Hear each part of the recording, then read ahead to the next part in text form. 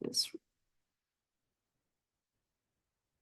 All right, welcome to Foundations of Literacy via the Florida State Alliance. Let's look at our agenda. It's a lot of information. It really is. But like I said, it's condensed. We won't be here for 5 days.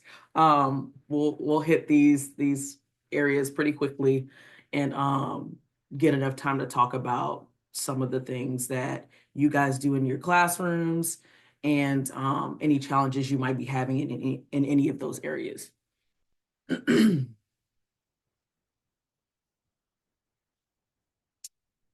All right, so let's jump right into it. First of all, we're going to start off with the science of reading. We're going to give a short introduction of that. We'll break down the different parts of it, and then we'll hit the different components of literacy. So starting off with that, what is the science of literacy? So it's basically a vast interdisciplinary body of scientific based data. It's all the research of reading and writing and the psychology in it, the neuroscience, the linguistics, the education, and how all of that comes together.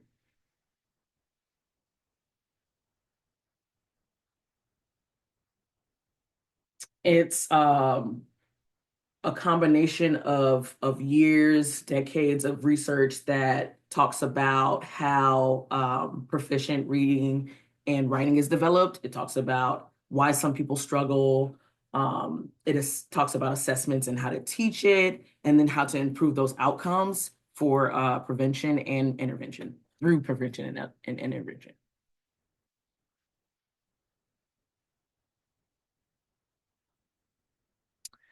So looking at what it is, it again is a collection of research done over years and years of time. There are a lot of methods that are confirmed and confirmed in these theories. They do touch base on all of those 5 components, as well as oral language. And it's ever evolving. There's always some new research or some new data because there are always new children. There are always new reasons to dive into this research. So this is never going to be an ending battle with literacy. It's always going to be a thing. So the research that they do yearly, all the scientists, all the experts, it will continue to build and change. What is it not? So it is not a specific program, intervention, or product. It's not one set thing because it changes so much and because it's not a cookie cutter project, right? It also is not program specific. So although programs like Y Reads exist, it will never be just Y Reads. It will always be something else as well. It is also not drilled phonics skills or strictly phonics-based curriculum because, as you know, literacy is more than just phonics. There are a bunch of other components that combine to build those skills. And then, as I said before, it will never be complete. It's always something that will be moving and growing, and there will always be teachers and families digging into this information. So one component of the science of reading is the simple view of reading. Have any of you seen this model at all? No, not really. Okay. Well, basically, it is the concept that reading comprehension is not a 1+1 thing. It is language comprehension times word recognition. It's the product of the 2 components versus 1 and 1. Basically, if one is diminished, then the whole frame falls apart. Reading comprehension diminishes greatly if either of those components are weak. Another component of it is the idea that these components are also in different buckets. And as we start to study and assess our students and find out where they're weak in both literacy, comprehension, and word recognition, and then the 2 together, then it'll make it easier for us to get insight on how to support them. In conjunction with this one, there is also the Scarborough Reading Rope. Have any of you seen this one? No. So the first time I saw this was actually at one of the collaborative classroom trainings. I think it was the Summer Summit this past summer. And basically what this talks about is the strands that are connected to create skilled readers. The word recognition strand, which is the blue one, this one works together as the readers become accurate and fluent and increasingly automatic with repetition and practice. Whereas the purple one, which is the literacy comprehension strand, that one works with the word recognition strand to produce skilled readers. Again, this is not an overnight thing. It's not something that happens quickly. This is built from birth to their current state, and it's ongoing. We're going to dive more into into how we use these strands. This is how we'll get into our components of literacy, and how these things work together. Any questions about this page before I move forward?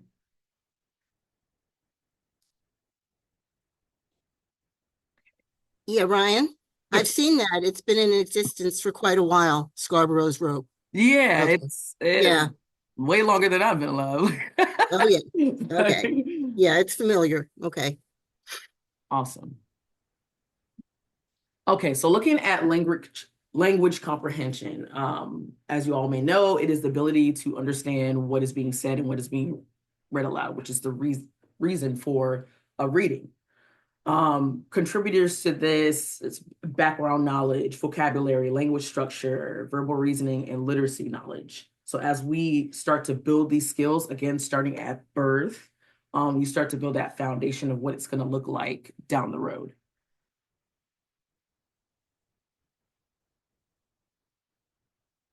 So looking at background knowledge, that is the first strand that we saw under the language comprehension section of the Scarborough Rope. It is the information a reader brings to text. And the good thing about this is that, again, this happens from birth, but they get this information, background knowledge from everywhere, every aspect of life, from their family, their friends, TV, social media, anything they come in contact with, anything they overhear, there's a little bit of background knowledge that they're going to pick up from everything. The good thing about this also is that we do a lot of this anyway with some of our curriculum, and we'll talk about that a little bit later. But one thing you want to remember when you're thinking about background knowledge is that's always going to vary from student to student, person to person, because everyone's life and context are different. What they come across is different. So it's going to be it's going to vary with each group you deal with. But teaching this and working with this with your students, there are going to be a lot of facts that you're going to teach, concepts you're going to teach, a lot of vocabulary. But if you focus on that, you'll be able to build that background knowledge for students that are in your classroom. So for supporting it, there are 5, standard ways you can touch on working with background knowledge. One, begin by teaching words and categories. So that's your vocabulary. If you're doing, say, a unit on animals, you're going to separate those categories, those words and categories, so that the students will be able to connect those to something in their background. You're also going to use contrast and comparisons, use analogies, encourage topic-focused wide reading, and then embrace multimedia. So you don't want to just use books. You can use photos, recordings, different videos. You always want to touch different ways for them to engage in the material. And like I was saying before, the good thing about this is that we already do this in our curriculum.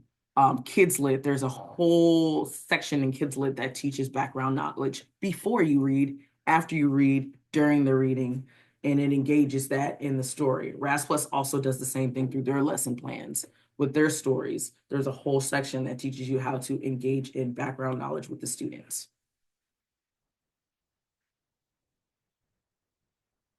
Any questions about background knowledge before I move forward? All right, cool.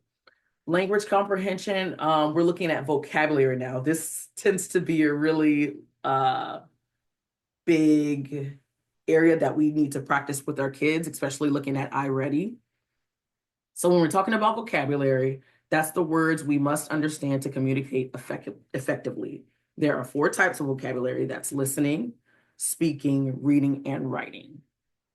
For listening, that's the words we need to know to understand what we hear. Speaking, that's the words we use when we speak. Reading, that is the words we need to know to understand what we're reading. And then writing is the words we use when we're writing.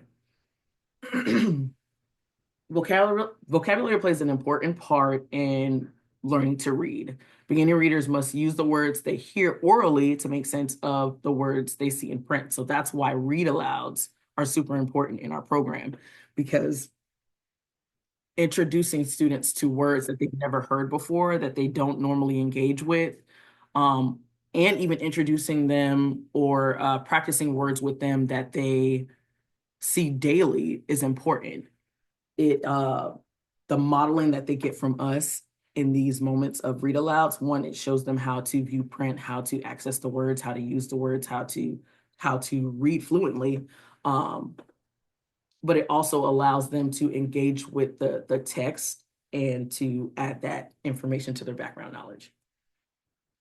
Something to consider, it is hard for a beginning reader to figure out words that are not already part of their speaking or oral vocabulary. That's why when you're reading new books with some kids, if you haven't gone over those vocabulary lists or keywords with the students in advance, they may struggle when they come up to words. Um, Kids who are testing, when they're reading passages that they've never come across, some of those words might be foreign to them and they may struggle with those.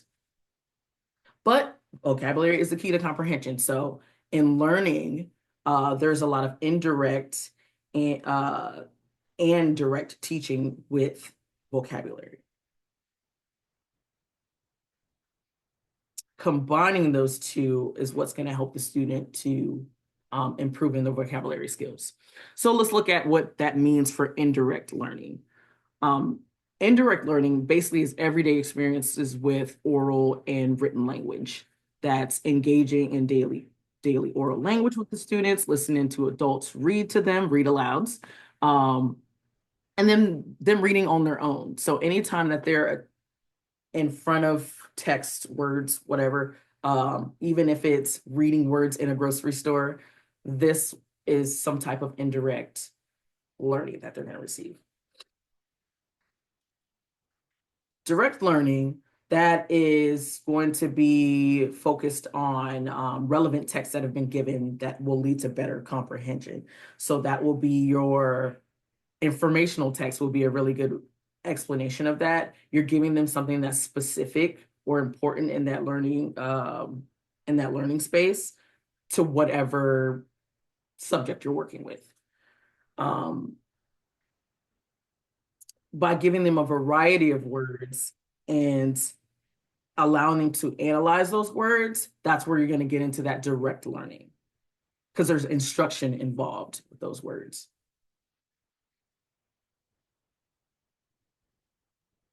So looking at vocabulary, there are three tiers of words. The first one is the basic words that most students have in their oral vocabulary. The second one is the high utility words found across different content areas. And then tier three is the low utility words.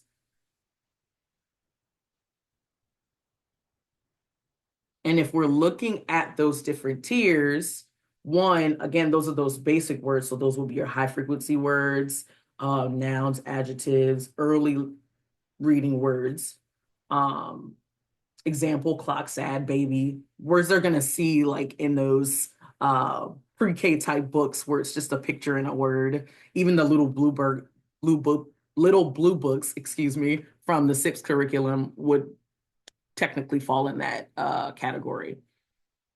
For tier two, that's your high utility words that are going to be across a variety of domains. They usually have multiple meanings.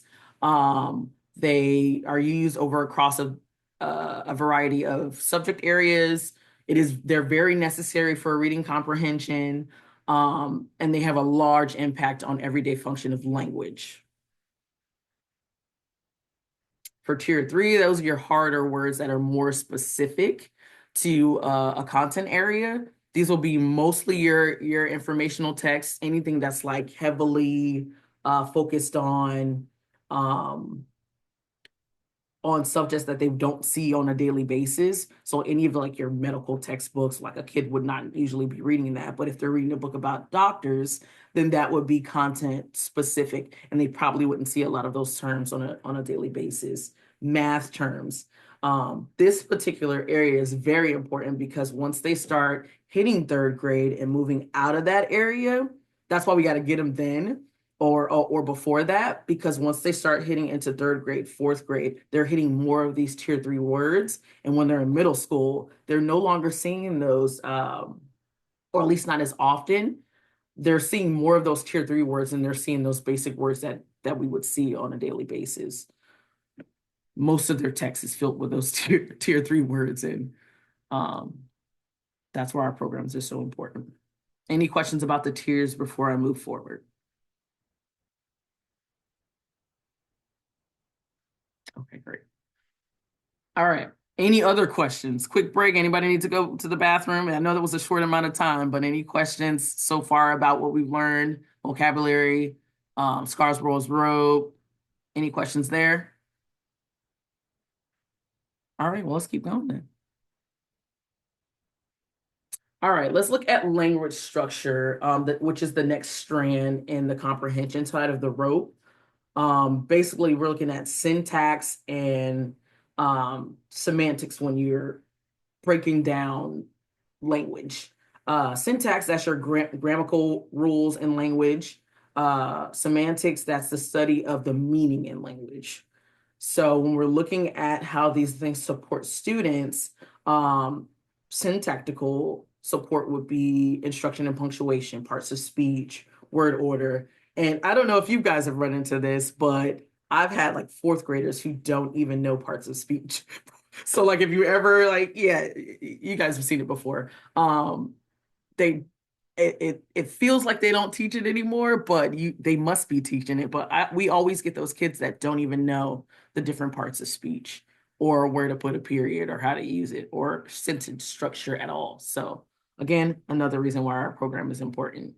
Um, Semantics, we're looking at skill development and summarization, inferences, figurative language. They have a hard time with that too. Text structure, art, author's word choices, basically the meaning and the layers of the stories and what they're reading.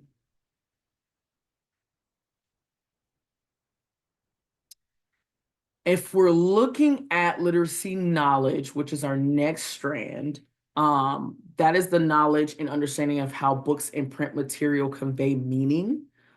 This is a really huge one too that a lot of our students, especially our comprehension students, struggle with.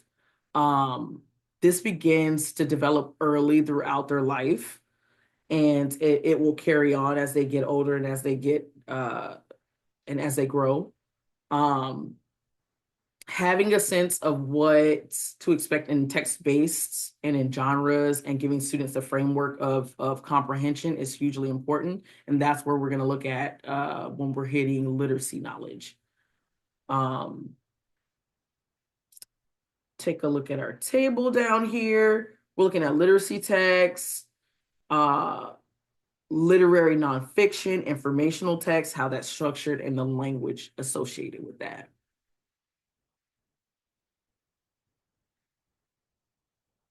So when you're dealing with those kids that are really struggling with comprehension, that's when you're diving into different parts of the story, the setting, the characters, um, connecting those to cause and effect, and connecting those to main ideas, and then connecting the language with that by hitting the text features and diving into generic nouns and timeless verbs. So it's a combination of all of these things that will help build literacy knowledge. How do we connect this to what we do? That will again be connected to our Kids Lit curriculum, our RAS Plus curriculum. If you're using ReadWorks or anything similar to that, you're going to be able to find more ways to instruct students in those areas. Again, these things are available to you. So if you need more information on any of that stuff later on, let me know and we can walk you through that. But this is how you're going to engage literacy knowledge through our curriculum by using those things. Going back to Scarsworld's rope, we're looking at the other strand, which is the other side of the rope, which is word recognition. So we've already covered the section of language comprehension. Now we're looking at word recognition. And that is the ability to recognize words and spelling patterns. This is where we're looking at our phonics stuff, our phonological awareness, our decoding, our sight words. This skill should become increasingly automatic as it's taught. So we'll go a little bit into what that looks like and how we support students in that area.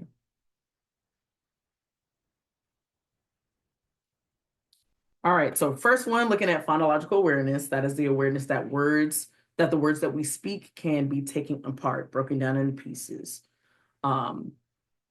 It's also the idea that sentences could also be taken apart word by word, and the awareness that words can be broken down into syllables, and syllables can be broken down into smaller units, which are called phonemes. Phonemic awareness, that is a subskill under phonological awareness, and that refers to the specific ability to focus on and manipulate individual sounds or phonemes in spoken word.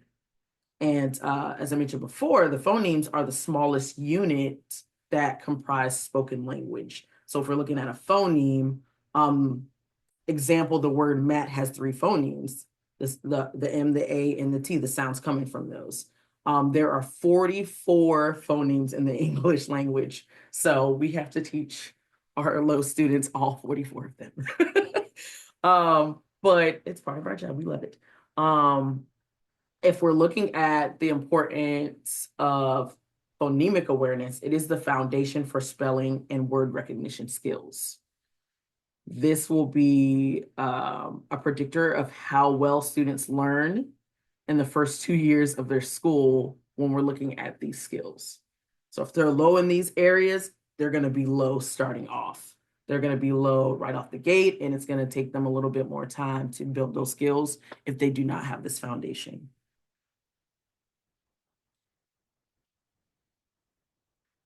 The second strand in word recognition is decoding. We're going to do a lot of this, especially with our SIPS curriculum. And this decoding is the process of using letter sound relationship to translate a printed word into speech. It's explicit and it's systematic instruction, which is what we do through SIPS. The instruction starts with phonemic grapheme mapping, which is developing an understanding of phonemes and then layering on the understanding of which letters represent which phonemes. Again, this is something we do daily through SIPS. The information that we teach here, it will often be applied to both familiar words and unfamiliar words as they learn across the skill set.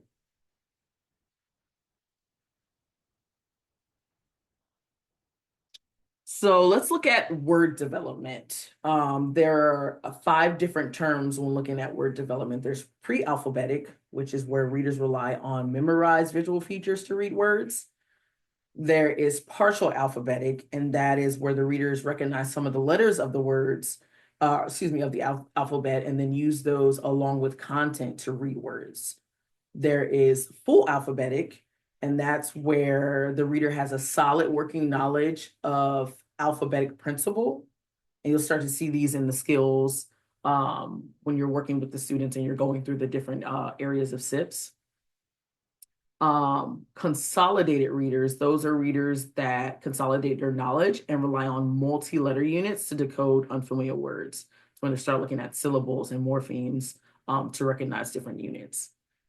And then automatic word, that is words that are quickly picked up. They're really easy.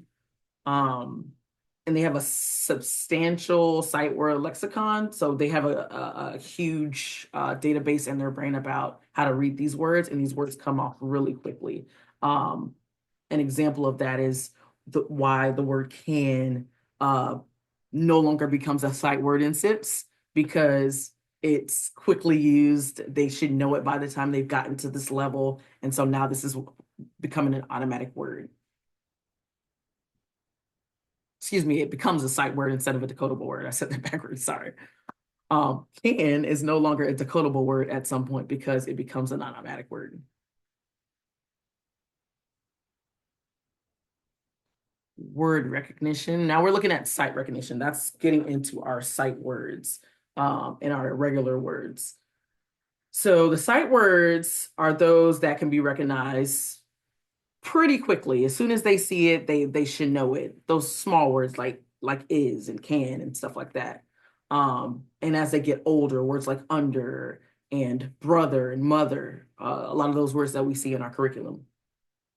Again, these are automatic. And it is those irregular sight words as well, those ones that don't really fit the mold. And it is the regular words that become sight words as well.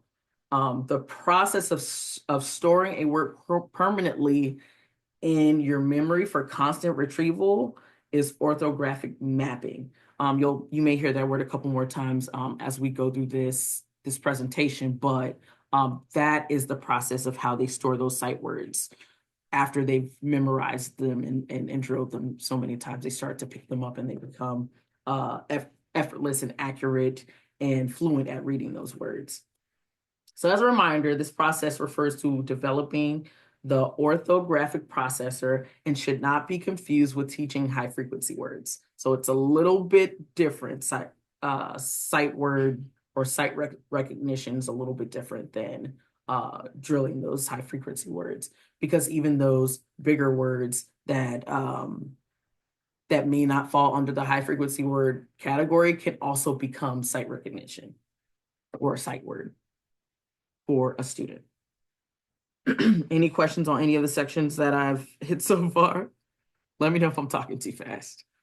Go ahead, Esther. And you're still muted. There you go. The jump from recognizing a sight word in our SIPS presentation to using and knowing and recognizing that sight word in context, in text, is it's a jump. And sometimes, we assume that once they have those sight words in our flashcard type of thing, that they will get it. And then they're doing oral reading and there's the sight word and boom, they're hit a blank where they see the first consonant and they guess. So there is a bit more to it, I think, that we have to add to the single word recall and the word recall in text. That's all. Exactly. Okay. Exactly. So that is the difference. That's exactly what I was talking about. Although they can flashcard it and Right. drill high frequency words and sight words, it's not the same thing as orthographic mapping, because once they Exactly. map it, they can do it in text So in we've got to passages and store it. orthographically map it by a variety of modalities, writing using sentences, air writing, that kind of thing. Yeah, Exactly. and I'm saying that as I'm thinking about it. That not that I do it, but I should and I will. That's big. Thank you. Yes, you're welcome. Thank you. Okay. Um, no need for a break. Everybody good? Any more questions or comments? Any more aha moments or connections made so far? All right, I'm gonna move forward then. All right, actually, we're really quick on time, so we may have a good amount of time to actually go through our break rooms, which I'm super excited about. Anyway, so we're gonna look at the formula for reading success, and this is Florida's standard. Um, Looking at this, we have our six components, and generally we say five, which is phonological awareness, phonics, fluency, vocabulary, and comprehension. But that sixth one, which I mentioned earlier, is oral language development. So there is a sixth component to that. The types of assessment, that's screening, progress monitoring, which we do through iReady, diagnostics, which we also do through iReady, and then summative.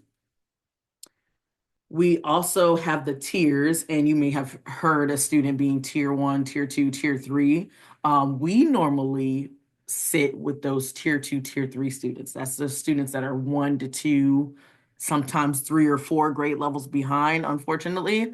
Um, and if you look at the different ways of intervention or support for these, you will notice how it changes a little bit as these tiers get a little higher. So if we're looking at tier one, there's explicit, systematic, scaffolding, differentiated work, corrective feedback, content-rich information, and then writing response to reading. If you look at tier two, we start to lose some of those components, but the instruction is still explicit, it's still systematic. But instead of those normal groups that we see in a classroom, now we're getting into small group targeted instruction, which is literally what we do in Y Reads. Multiple opportunities of practice. Again, that's something that we do in our curriculum. Corrective feedback always across the board. And then you also do provide some of that teaching that is in tier one. Same thing for tier three, still explicit, still systematic, still small group. There's more guided practice. There's immediate corrective feedback, frequent progress monitoring, which is what we're doing in our program. And then whether that's through the mastery tests that we do or through iReady. And then you're also covering those things in tier one and tier two. So our job is a lot. We're not standing in that first tier. We're bobbing and weaving through all three of these at different times and with different students. So shout out to Y Reads and you guys because we do a lot of work in this area. So let's look at how the instruction is applied. I mentioned earlier about direct instruction. So that's where the teacher defines and teaches a concept, models that learning process, and then guides the student through that specific application. And then the students have that opportunity to have a guided practice in it.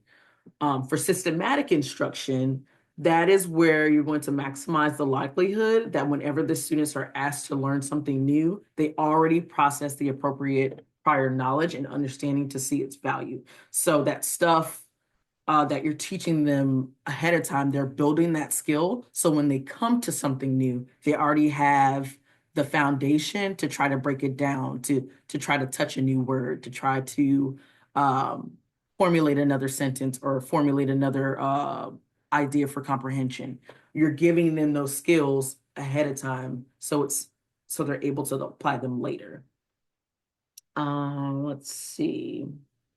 Explicit instruction, and you've probably have heard these words throughout your Y Reads career. That is the direct explanation. So these are basically concepts that are clearly explained and the skills are clearly modeled. Again, something that we do on a daily basis at Y Reads. The clear instruction that we provide through SIPs is important because one, it is how we're going to give that explicit instruction, and it's really how students learn, especially if they're behind in their skills. But the fact that it's clear, there's no vagueness, there's no ambiguity. Students are able to know exactly what their expectation is in that space and exactly how to do it. Another characteristic of explicit instruction is the visible instruction that is approached through high-level interaction with the student and the teacher. So the student isn't just doing all the work, the teacher isn't just doing all the work. They're working together to provide a learning experience for that student.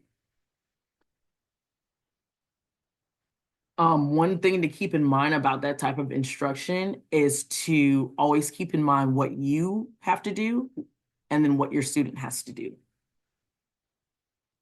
That's one thing I like about the SIPS curriculum is because it tells you exactly in some of those scripts what you're supposed to say, and it gives you an example of what you should be hearing back from the students.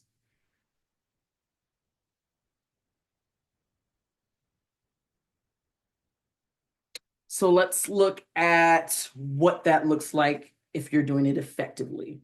So explicit instruction, that's overtly teaching each step through teacher modeling and many examples. Systematic instruction, that's where you're breaking lessons and activities into sequential, manageable steps that process from simple to more complex skills and concepts. Ample practice opportunity, that's providing a lot of opportunity for the student to engage in whatever material or skill set that you guys are working with. It's also giving them the opportunity to respond and demonstrate, as well as allowing you to model that for them and for them to respond to that. Immediate feedback, that's that correction that we're doing in the SIPS lesson.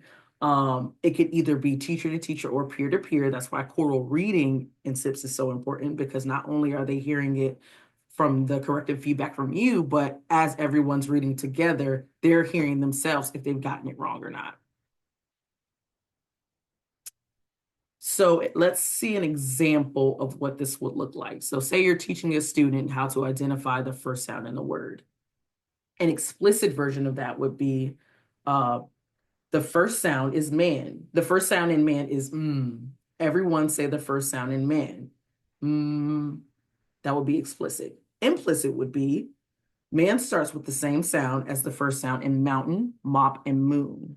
Does anyone know any other words that begins with the same sound as man? So do you guys notice the difference between those two? Can one person share out what would be one difference that they noticed?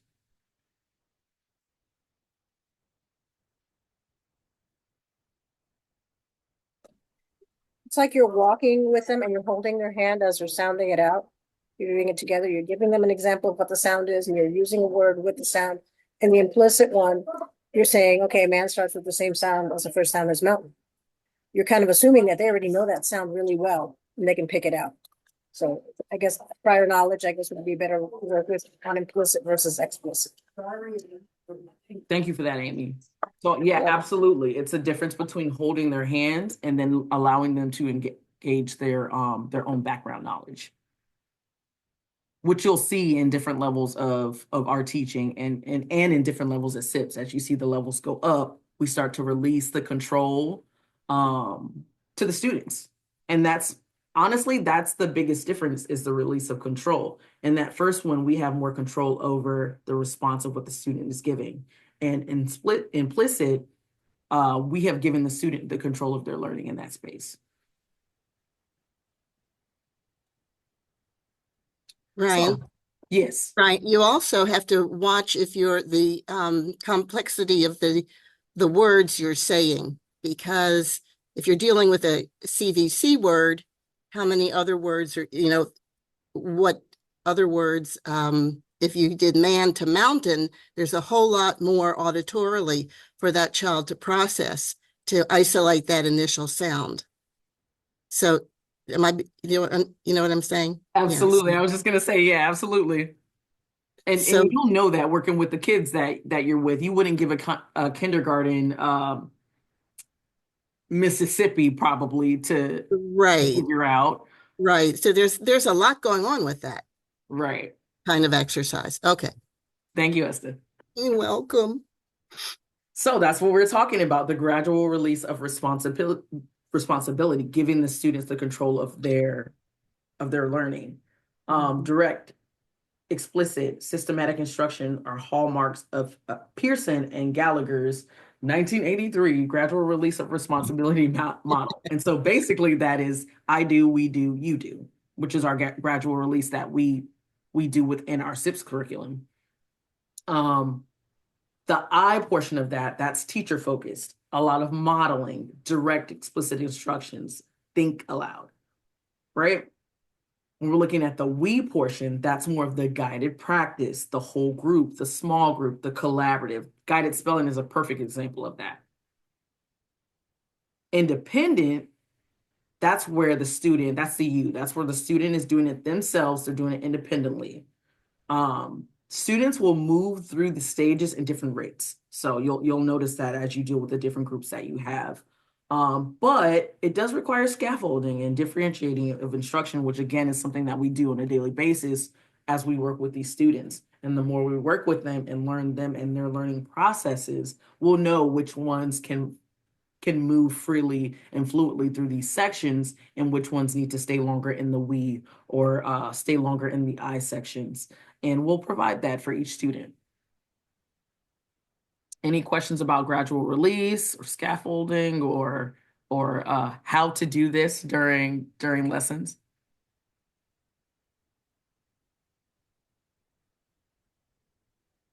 All right. We'll skip the break. I expected these parts to take a little longer.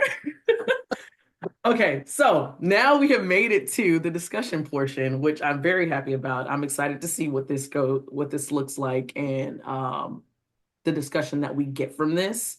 Matter of fact, before we hit this, because I expect this to take quite a bit of time, I actually want to show you guys those resources. So we're gonna skip. So ignore the thank you because we're not thank youing yet. But I want to show you these resources that I found that I mentioned earlier and that I sent out to you just in case you haven't had a chance to look at them. So let me exit this.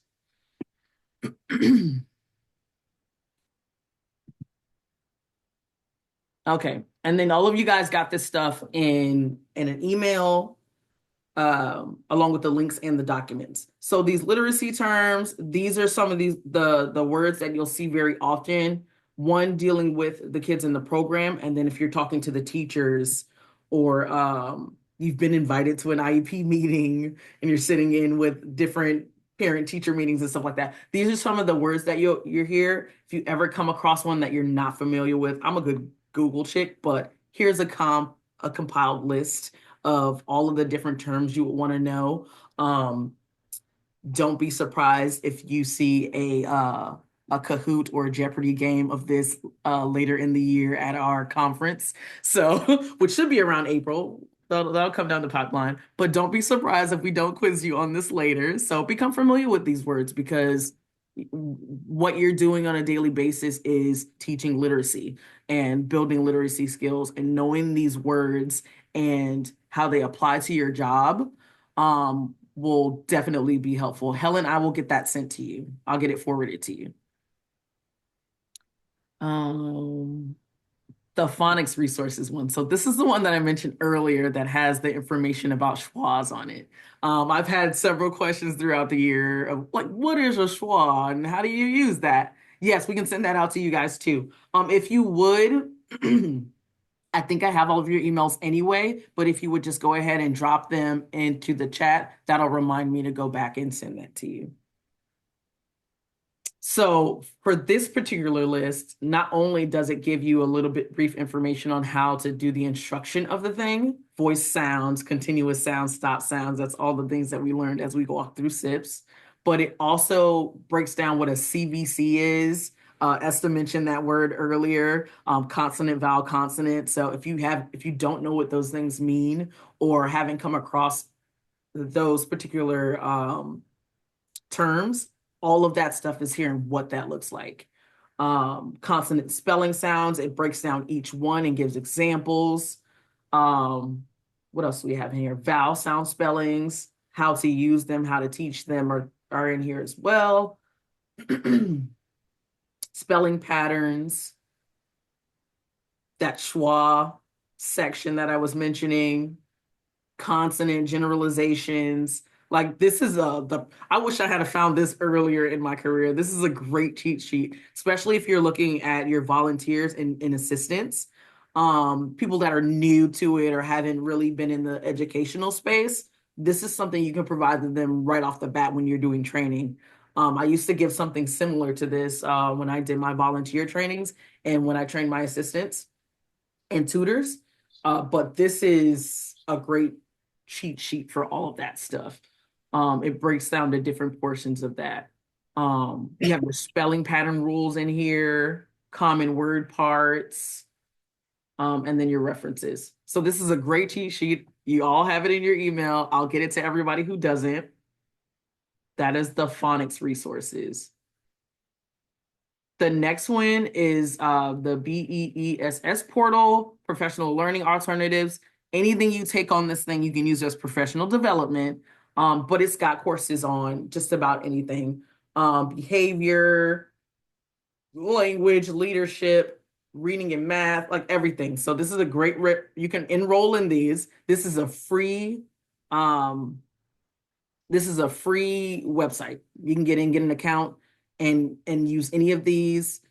You guys have been sent the links in your emails, so you don't have to like try to fit this in right now. All of these and everybody who didn't get it will get it in their email as well.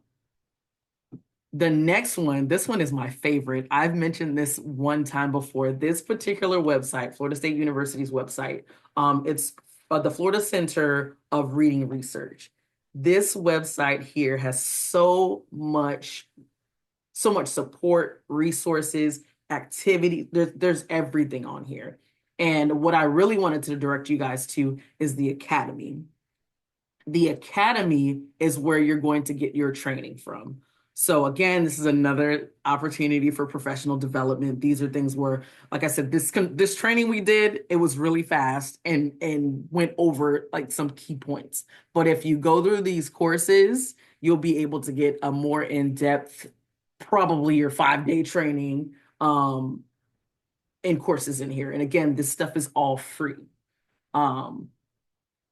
You've got stuff for teachers and providers, instructional coaches, there's stuff in here for supporting families. If you click in on these courses, the tutoring, reading skills, that would be a great one to give your volunteers and your staff. This might be something we add to our list of trainings for onboarding when we have new people in the coming years. So definitely look at this stuff. There's a ton of information on here for you guys. And another really good, and I might have mentioned this particular portion of it before, another really good part about this website, I'll get back to the, hold on. Let's see. Trying to get back to the main page. Okay, this student center is another really cool portion of it. And I think I might have showed this to you guys one time before. This particular part has a student center activities section, and basically by grade level and by section of study or skill for literacy, there is an activity for just about everything. It has, and it's a whole lesson plan. So if you're looking for additional things, additional practice, guided practice, all of that stuff to do with the kids outside of SIPs, this will have one for each area of literacy. So again, your job, you don't have to reinvent the wheel. All of this stuff is here for you. Let's look at one of these. Let's look at 2nd and 3rd grade. So if you click in here, you've got your components of literacy already in there, but you can go by section and find activities to support them in each of these areas. So going through SIPs and you're noticing that your student is struggling in a specific area, you can come here and get activities for it. Looking at iReady and seeing what those next steps are. In addition to those tools of instructions that are already on iReady, there are actual activities that you can link to each of those parts. So if your student is struggling with vocabulary and word meaning, there's a whole lesson plan in here with an activity that you can print and use if you have access to a printer. So more resources for you. Again, these are all in that email. You can find all of that stuff. Please play with this website. There's a ton of things in here that you guys can use. Okay, back to any questions about this before I go back to our breakout sessions. Very helpful, yes. Please use it. These things exist and you don't have to reinvent the wheel or find things or search Pinterest, which is a whole monster. There's a whole website that is specifically for the things that you need. All right, so back to what we were doing here. Here we go. You guys can still see my screen. Oops, I closed it. You guys can still see my screen. Okay, so we're going to do breakout sessions. We will separate you guys into five groups to represent the 5 components or big ideas of literacy.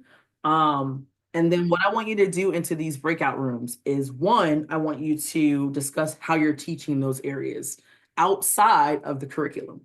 So if you're